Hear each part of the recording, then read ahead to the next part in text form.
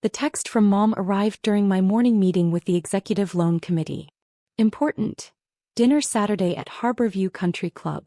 Emily's boyfriend Lucas is bringing his parents. The Morrisons. Real estate developers. Own half the city. Do not embarrass us. Wear something nice. Be on your best behavior.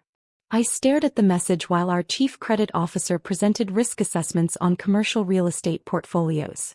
The Morrisons. Morrison Development Group. Currently under review for a $340 million construction loan for their waterfront mixed-use project. A loan I'd personally been evaluating for the past 6 weeks. A loan that would go before the final approval committee, which I chaired, in 3 days. My assistant caught my expression. Slid me a note. Everything okay? I wrote back. Family thinks I'm going to embarrass them in front of people whose $340 million loan I'm about to approve or deny. She covered her mouth to hide her smile. After the meeting, I called our VP of Commercial Lending. Michael, the Morrison Waterfront Project. Where are we? Final review Monday. They're sweating. It's their biggest project ever. Without this loan, the whole deal collapses. What's your recommendation? Approve with conditions. Strong collateral. Proven track record. Market analysis is solid. But they need to restructure the payment schedule and provide additional guarantees. Set up a meeting.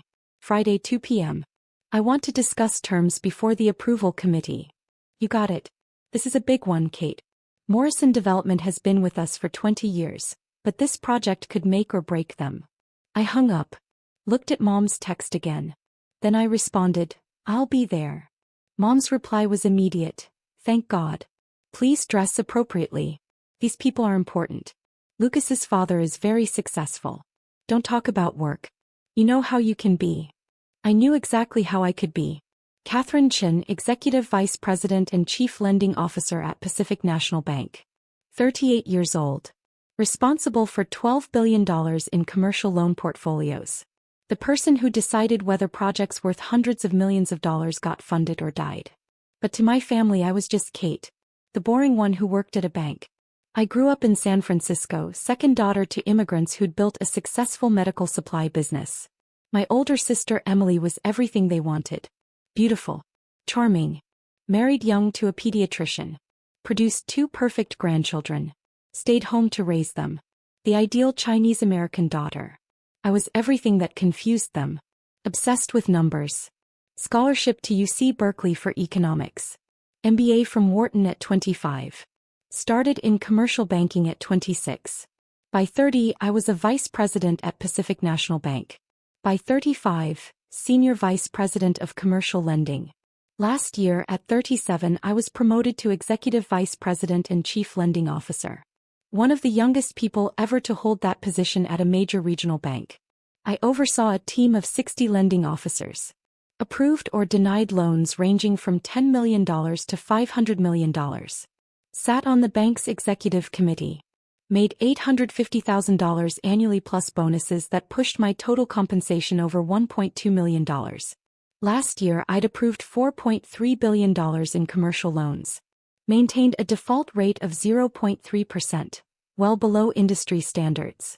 I was featured in American Banker magazine's 40 Under 40. Banking Journal called me one of the most influential commercial lenders on the West Coast. My parents' response, that's nice. Emily's daughter made honor roll. Emily was my mother's favorite. Always had been. The pretty one. The social one. The one who understood that being a good daughter meant marriage and grandchildren. I was the disappointment. Unmarried at 38. No children. Too focused on career. Too aggressive. Not feminine enough. Every family dinner was a reminder of what I wasn't. Kate, when are you going to settle down? Kate, you can't work forever. Kate, Emily's life is so fulfilling. Don't you want that? I'd stopped trying to explain that my life was fulfilling. That I loved my work. That I was successful beyond anything they understood. Because they didn't want to understand. Emily married Michael, a pediatrician making $280,000 a year. They lived in a nice house in the suburbs. 2 kids. Country club membership. PTA involvement. My parents bragged about them constantly. I made $1.2 million a year. Owned a penthouse in Pack Heights worth $3.8 million. Drove a Porsche. Sat on the boards of 2 nonprofit organizations. Had been invited to speak at the Federal Reserve's annual banking conference. My parents mentioned none of it. Because in their world, Emily's life mattered. Mine was just work. Emily had been dating Lucas Morrison for 6 months. Every conversation with Mom was about Lucas. Lucas took Emily to this exclusive restaurant. Lucas's family has a house in Napa. Lucas drives a Mercedes. Such a successful young man.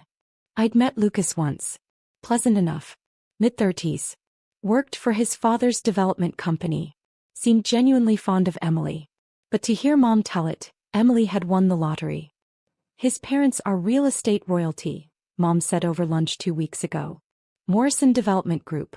They've built half the new construction in the Bay Area. The family is worth hundreds of millions. That's impressive, I said, not mentioning that I'd reviewed Morrison Development's financials extensively during my evaluation of their loan application. Emily is so lucky. Lucas is going to propose soon. I can feel it. That's wonderful. You should try to meet someone, Kate. You're not getting younger. I'm 38, Mom. Not ancient. Emily was married at 26. Had her first child at 28. You're 12 years behind. I'm not behind. I have a different life. A lonely life. I'd paid for lunch and left. Now Mom was planning this dinner at the country club. A chance to impress the Morrisons. To show them that Emily came from a good family. And I was supposed to sit there quietly, not embarrass anyone, and let Emily shine. While I held the future of their company's biggest project in my hands. Friday at 2 p.m., I met with Michael and the Morrison development team in our main conference room. Robert Morrison, late 60s. Built Morrison Development from nothing 40 years ago. Nervous about this loan. His son David Morrison, early 40s. The numbers guy. Competent but aware this project was risky. Lucas Morrison sat in on the meeting. Project development role. Largely ceremonial. Miss Chin, Robert Morrison stood to shake my hand. Thank you for meeting with us before Monday's approval committee. Of course. I've reviewed your application thoroughly. The waterfront project is ambitious. It's our legacy project, Robert said. Mixed-use development. Residential, commercial, retail. 800,000 square feet. $620 million total cost. We're seeking $340 million in construction financing. I've seen the plans. Impressive. David pulled out updated financials. We've restructured the payment schedule as Michael suggested. We're also providing additional personal guarantees from both my father and myself. I reviewed the documents. Asked detailed questions about construction timelines, pre-leasing commitments, market comparables. Lucas sat quietly. Contributed nothing. Clearly not involved in the actual business operations. After 90 minutes, I closed my folder. Gentlemen, here's where we are. Your track record is solid. The project has merit. The market analysis supports the concept. But this is the largest project Morrison Development has ever attempted. 3 times larger than anything you've previously completed. Robert nodded. We're aware of the risk. Are you? Because if this project fails, it takes down your entire company. 20 properties as collateral. Your personal wealth. Everything you've built. We believe in this project. Belief isn't enough. I need certainty. I need ironclad construction contracts. I need pre-leasing commitments at 40% before we release final construction draws. I need monthly financial reporting with penalty clauses if you miss benchmarks. David was taking notes. We can agree to those terms. Then I'll recommend approval to the committee. With the conditions outlined. We'll structure this as a phased release. $85 million per quarter, contingent on meeting construction and leasing milestones. Robert exhaled. Actually exhaled with visible relief. Thank you, Ms. Chin. This project means everything to our family. Don't thank me yet. Deliver on the terms. Prove the project works. Then thank me. As they packed up, Lucas approached. Miss Chin, I'm dating Emily Chin. Are you related? She's my younger sister. His eyes widened. You're Kate? Emily's sister Kate. That's me. She never mentioned you worked here. At Pacific National. In lending. She probably doesn't know the details. But, you're approving our loan? If the committee agrees with my recommendation, yes. He looked stunned. Does Emily know? I doubt it. We don't discuss my work much. Robert had overheard. Approached. You're Lucas's girlfriend's sister? I am. Remarkable. Lucas never mentioned Emily's sister worked in commercial lending, let alone as chief lending officer of our bank. It doesn't usually come up. Well. Robert shook my hand again. Small world. We're having dinner with your family tomorrow at Harborview. I know. My mother texted me extensive instructions on appropriate behavior. Robert laughed. I look forward to seeing you there. Though I suspect the power dynamic has shifted considerably. After they left, Michael came into my office. That was the Morrison Group's project? Yes. And Lucas Morrison is dating your sister? Apparently so. Does your family know you're approving their loan? My family thinks I'm a mid-level bank employee who processes paperwork. They have no idea what I actually do. Michael started laughing. This dinner is going to be incredible. That's one word for it. Saturday morning brought a flood of texts from Mom. Dinner at 7 p.m. Don't be late. I bought you a dress. Said my house. Please wear it. Nothing too businesslike. The Morrisons are very important. Be polite. Smile. Don't dominate conversation. Emily is so nervous. She really likes Lucas. Please don't do anything to jeopardize this. Remember, they're real estate royalty. Show respect. I responded, I'll be there at 7. I'll wear my own clothes. Mom, Kate please. Just this once, can you not make things difficult? I didn't respond. Emily called at noon. Kate, Mom said you're being difficult about the dress. I'm wearing my own clothes, Emily. Why can't you just cooperate? This dinner is important to me. I understand that. Do you? Because Lucas's parents are incredibly successful. They're judging our family. And you always make things awkward. Awkward how? You know how. You talk about work stuff nobody understands. You don't know how to do small talk. You're too serious. I'll try to behave appropriately. Please do. I really like Lucas. I don't want you ruining this. She hung up before I could respond. I sat in my penthouse looking out at the city. At the skyline I'd helped finance. At the buildings Morrison Development had built with loans I'd approved years ago. And I decided something. I was done being small. Done pretending I was less than I was. Done protecting my family's feelings at the expense of my own dignity. Tonight they'd see exactly who I was. Whether they liked it or not. I arrived at Harborview Country Club at 7 p.m. sharp. Wearing a black silk blouse, tailored pants, and the Cartier watch I'd bought myself last year after closing a record quarter. Professional. Elegant. Powerful. The valet's eyes widened when I pulled up in my Porsche 911. Good evening, ma'am. Good evening. Inside the host recognized me. Miss Chin. Welcome back. Your family is already here. The Morrison party as well. Thank you, James. He led me to the private dining room. Floor-to-ceiling windows overlooking the bay.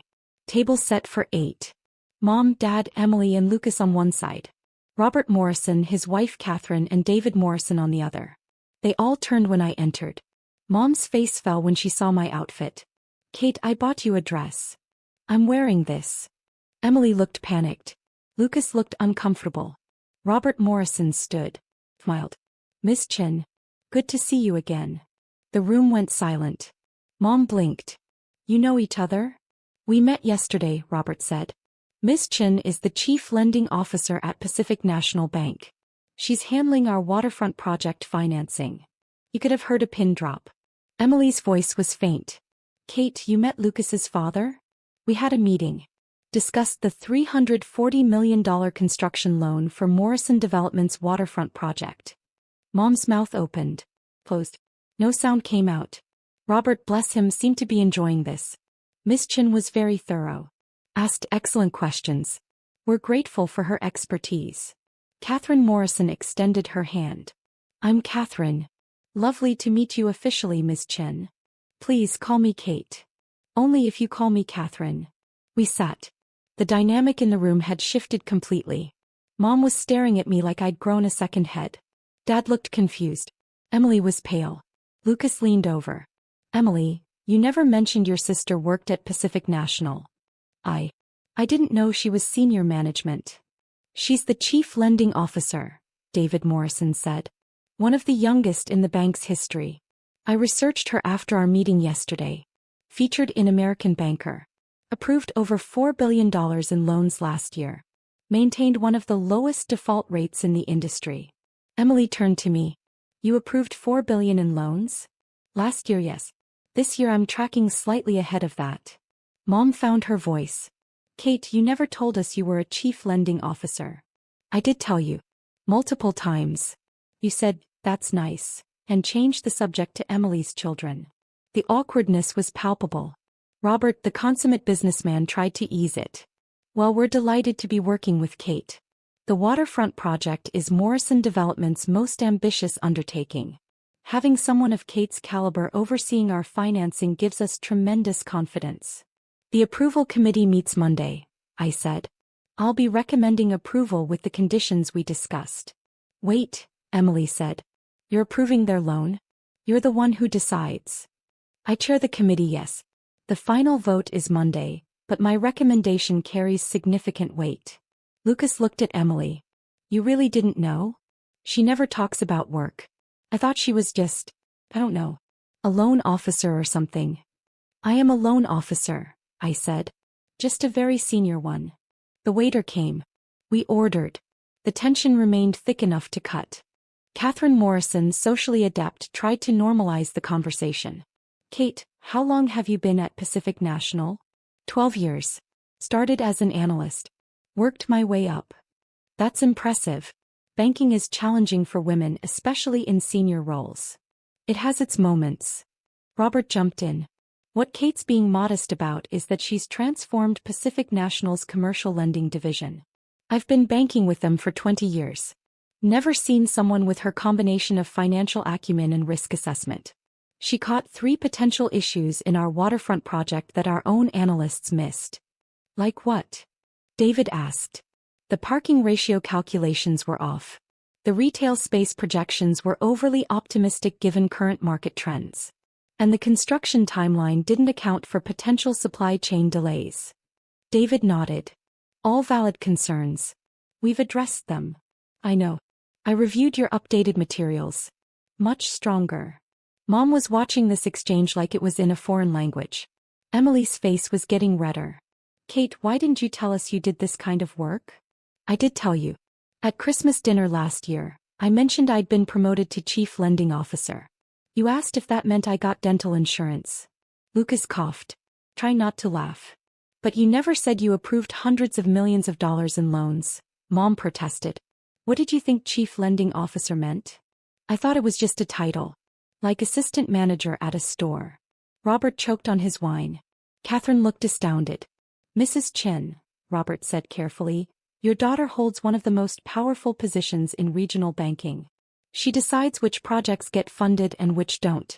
She controls billions of dollars in lending authority. Dad finally spoke. How much do you make, Kate? Dad. No, I'm serious. How much? My base salary is $850,000. With bonuses, total compensation is usually $1.20 to $1.50 million annually. Silence. Complete total silence. Then Emily, you make over $1 million a year? Most years, yes. Doing what? Evaluating commercial loan applications. Assessing risk. Approving or denying financing for major construction projects, business expansions, commercial real estate developments. I oversee a team of 60 lending officers. I sit on the bank's executive committee. I report directly to the CEO. Mom set down her fork. And you never thought to mention this? I mention it constantly. You never listen. That's not fair, Kate. Isn't it? At every family dinner you ask about work. I tell you about major deals I'm closing, projects I'm evaluating, promotions I've received. You nod and change the subject to Emily's children or Dad's golf game. After a while I stopped trying. Emily looked wounded. I ask about your work. You ask if work is going okay. When I try to explain what I do, your eyes glaze over and you wait for me to finish so you can talk about Lucas or the kids. That's not true. Emily, 3 months ago I told you I'd approved financing for the new hospital expansion downtown. You asked if that meant I knew any single doctors. Lucas was staring at his plate. The Morrisons looked fascinated and uncomfortable in equal measure. Catherine tried again. Well, Kate, we're grateful you're working with Morrison Development. Robert has been stressed about this project. Knowing you're overseeing it gives me peace of mind. The project is solid. Once the committee approves on Monday, you'll be able to move forward. Is there any doubt about approval? David asked. There's always doubt until the vote happens. But given the revised terms and additional guarantees, I expect it to pass. Robert raised his glass. To Kate. And to successful partnerships. We toasted. Mom looked like she might cry. After dinner, Catherine invited me to join her on the terrace while the men discussed construction details. Emily came with us. Uninvited but determined. Kate, Emily said as soon as we were outside. Why did you let us think you were just ordinary? I never said I was ordinary. You assumed it. But you never corrected us. I tried. Repeatedly. You didn't want to hear it. Catherine watched this exchange with the analytical eye of someone who'd spent decades navigating social dynamics. If I may, Catherine said gently, I think the issue isn't what Kate did or didn't say. It's what your family chose to hear. Emily bristled. That's not fair. Isn't it? Kate just said she mentioned her promotion to chief lending officer and you asked about dental insurance. That's not mishearing. That's not listening. We didn't know it was important. Why wouldn't your sister's career be important? Emily had no answer. Catherine continued, her voice kind but firm. I've spent my life in business alongside my husband. I've watched women diminish themselves to make others comfortable. I've done it myself. But Kate didn't diminish herself. She told you who she was. You chose not to believe her. We didn't choose anything, Emily protested. You chose to believe that success looked like your life. Marriage. Children. Social status through a husband. When Kate achieved success differently, you dismissed it as just work. Because acknowledging her success would mean confronting your own choices. Emily's eyes filled with tears. That's not true. Isn't it? You're dating Lucas Morrison. All evening your mother has talked about how successful the Morrison family is. How lucky you are to be with Lucas. But your sister? She's the one approving the loan that will determine if Morrison Development succeeds or fails. She has more power over this family's future than Lucas does. And you had no idea. The truth of it hung in the air. Kate, Emily turned to me. I'm sorry. I should have listened. Should have asked more questions. Should have understood. Should have valued me, I added quietly. Yes. That too. We stood in silence looking out at the bay. Finally, Emily asked, what happens now? Now. The committee votes Monday. If approved, Morrison Development gets their loan. The project moves forward. Lucas's family maintains their business. Life continues. And us. That's up to you, Emily. I'm done making myself smaller. Done pretending my success doesn't matter. Done apologizing for being good at my job. If you can't handle that, we don't have much to talk about. I want to handle it. Wanting isn't enough. You have to actually do it. Emily nodded. Wiped her eyes. I'll try. Catherine squeezed my shoulder. You're remarkable, Kate. Don't let anyone make you forget that. We returned to the table. The men were still discussing construction logistics. Mom pulled me aside. Kate, can we talk? Privately. We stepped into a quiet hallway. I had no idea, Mom said immediately. About your job. Your success. Any of it. Yes, you did. You just didn't want to know. That's not fair. Mom, stop. Please just stop. I've spent 15 years trying to make you proud. Trying to get you to see me. Trying to matter to you. But I never did. Because I wasn't Emily. Wasn't married. Wasn't giving you grandchildren. So my career, my success, my life, none of it counted. That's not true, Kate. Yes, it is. When I got my MBA from Wharton, you asked when I was going to settle down. When I made VP at 30, you asked why I worked so much. When I bought my penthouse, you said it was too big for one person. Every accomplishment was a problem because it wasn't the accomplishment you wanted. Mom's face crumpled. I just wanted you to be happy. I am happy. I love my job. I'm good at it. I make excellent money. I have respect in my industry. But you've never once celebrated any of that because it doesn't look like Emily's life. Emily has a good life. Emily has the life you wanted. That doesn't make it the only good life. I'm proud of you, Kate. Are you? Or are you just impressed by the Morrisons' reaction to learning who I am? She didn't answer. Couldn't answer. That's what I thought, I said. Mom, I love you. But I'm done seeking your approval. I'm successful. I'm respected. I'm valued by the people who matter in my professional life. That has to be enough for me. Because it's clearly not enough for you. I walked back to the table. The dinner ended awkwardly. Polite goodbyes. Promises to stay in touch. Robert shook my hand. Monday, 10 a.m.? I'll have my recommendation ready. Whatever happens, thank you for your professionalism. It's my job. As I walked to my car, Lucas caught up with me. Miss Chen, Kate, can I ask you something? Sure. Emily really didn't know? About your job. She knew I worked at a bank. Knew I'd been promoted a few times. But she never asked for details. Never cared enough to understand what I actually do. That must hurt. It did. For a long time. Now I'm just tired of it. For what it's worth, I think you're incredible. And Emily is lucky to have you as a sister. Tell her that. She might need to hear it. He nodded. I will. I drove home. Poured wine. Sat on my balcony overlooking the city. My phone buzzed. Text from Emily. I'm sorry. Really truly sorry. Can we talk soon? I didn't respond. Not yet. Another text from Mom. Please don't be angry. We love you. I turned my phone off. Monday morning the approval committee met. I presented Morrison Development's application. Outlined the terms. Detailed the risks and mitigation strategies. Recommended approval with conditions. The committee voted unanimously to approve. I called Robert Morrison personally. Congratulations. Your loan is approved. The paperwork will be ready by Thursday. Thank you, Kate. This means everything. Build something great. We will. After the call, Michael came into my office. How do you feel? Professional. This was a good deal. Smart lending. Solid project. I meant about your family. Oh. That. I leaned back. Honestly, relieved. The pretending is over. They know who I am now. What I do. Whether they value it is up to them. And if they don't, then I have my work, my team, my success. That's enough. Is it? It has to be. Emily called 3 times. I didn't answer. Mom sent daily texts. I responded politely but briefly. Dad reached out once. Your mother is upset. Can you call her? I didn't respond. 2 weeks after the dinner, Morrison Development broke ground on the waterfront project. I attended the groundbreaking ceremony as the bank's representative. Robert gave a speech. Thanked Pacific National Bank. Specifically thanked me.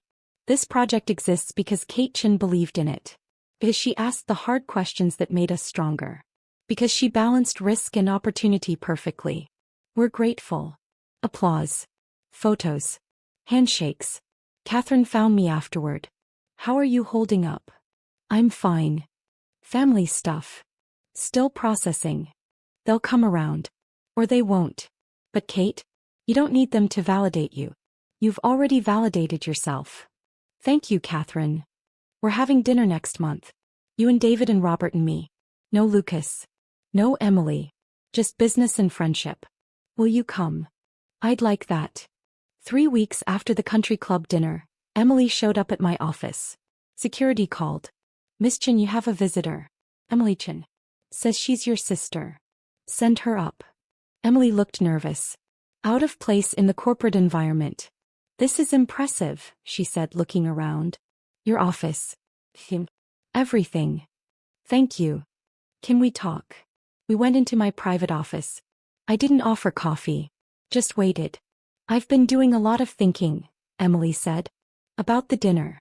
About our relationship. About how I've treated you. Okay. Kate, I was jealous. I blinked. What? Jealous. Of you. Your success. Your independence. Your confidence. Everything I pretended didn't matter. I wanted it. I just couldn't admit it. Emily. Let me finish. I married Michael because it was what Mom wanted. Had kids because it was expected. Joined the country club because it was appropriate. I built the life everyone told me to build. And then I watched you build the life you wanted. And you succeeded. Proudly. Without anyone's permission or approval. You have a good life. I have a safe life. There's a difference. She wiped her eyes. When Lucas's parents recognized you when they talked about your work with such respect, I realized something. You're the successful one. Not me. Not my husband. And I've spent years diminishing that because it made me feel better about my choices. I never meant to make you feel bad about your choices. I know. But I felt bad anyway. So I made you small. Made your work seem unimportant. Acted like your success didn't count because it wasn't the kind of success Mom valued. And now I want to know my sister. Really know her. The woman who approves $340 million loans. Who makes over $1 million a year. Who gets recognized at industry events. Who changed banking. I want to know that person. Why the change? Because Lucas broke up with me. I sat up. What? 2 days after the dinner. Said he couldn't be with someone who treated family the way I treated you. Said if I could dismiss my sister's accomplishments that easily, I'd dismiss his too. He was right. Emily, I'm sorry. Don't be. I needed that wake-up call. Needed to see what I'd become. Someone who tears others down to feel successful. That's not who I want to be. We sat in silence. Can we start over? Emily asked. Can I learn who you actually are? Not who I thought you were, but who you really are. That's going to take time. I have time. And Kate? I'm proud of you. I should have said that years ago. But I'm saying it now. I'm proud of you. It wasn't forgiveness. Not yet. But it was acknowledgement. Recognition. The beginning of something real. Thank you, Emily. Can I buy you lunch? Let you tell me about your work? Actually listen this time. I checked my calendar. I have an hour. That's a start. 6 months after the country club dinner, the waterfront project was 30% complete. Morrison Development hit every milestone. Every payment schedule. Every benchmark I'd required. Robert called quarterly to update me. Catherine and I had become genuine friends. And Lucas? He and Emily got back together. Fully. Carefully. With the understanding that Emily was working on herself. Mom and Dad came to my office for the first time. Toured the executive floor. Met my team. Saw where I worked. Dad stood in my corner office looking out at the city skyline. This is really something, Kate. Thank you. I'm sorry I didn't understand. Didn't value what you were building. I know. Can you forgive me? I'm working on it. Mom touched my arm. We're proud of you. I know we should have said that years ago. But we're saying it now. It means more than you know. They left. I went back to work. 1 year after the dinner, Morrison Development completed the waterfront project. On time. Under budget. Fully leased. The opening gala was spectacular. City officials. Business leaders. Media coverage. Robert gave another speech. This project succeeded because of many people. But I want to specifically acknowledge Kate Chin, Chief Lending Officer at Pacific National Bank. She believed in this project when others didn't. She asked the tough questions that made us better. She structured financing that protected both the bank and our company. Kate, will you stand? I stood. The room applauded. My family was there. Mom, Dad, Emily, Michael, Lucas. All of them standing. All of them applauding. Seeing me. Finally, completely seeing me. After the event we had dinner together. All of us. To Kate, Dad raised his glass. Who built something extraordinary. Who succeeded beyond anything we imagined. Who never gave up on herself even when we gave up on her. To Kate, everyone echoed. I looked around the table. At the family that had dismissed me for so long. That had finally learned to see me. It wasn't perfect. The years of being ignored didn't disappear. But it was something. Acknowledgement. Respect. The beginning of real relationships. Thank you, I said quietly. For finally understanding. Thank you, Emily responded, for not giving up on us. And that, more than any loan approval or professional success, felt like victory. Not because they'd changed, but because I'd refused to. I'd stayed exactly who I was. Powerful. Successful. Undiminished. And eventually they'd been forced to see it. Because the truth I'd learned doesn't need validation. It just needs to be spoken. Consistently. Confidently. Until even the people who don't want to hear it can no longer ignore it. I was Kate Chin. Chief Lending Officer. Power broker. Success story. And nothing, not family dismissal, not societal expectations, not anyone's narrow definition of success, could change that. I'd built my empire. One loan at a time. One decision at a time. One moment of refusing to be small at a time. And now finally everyone knew it.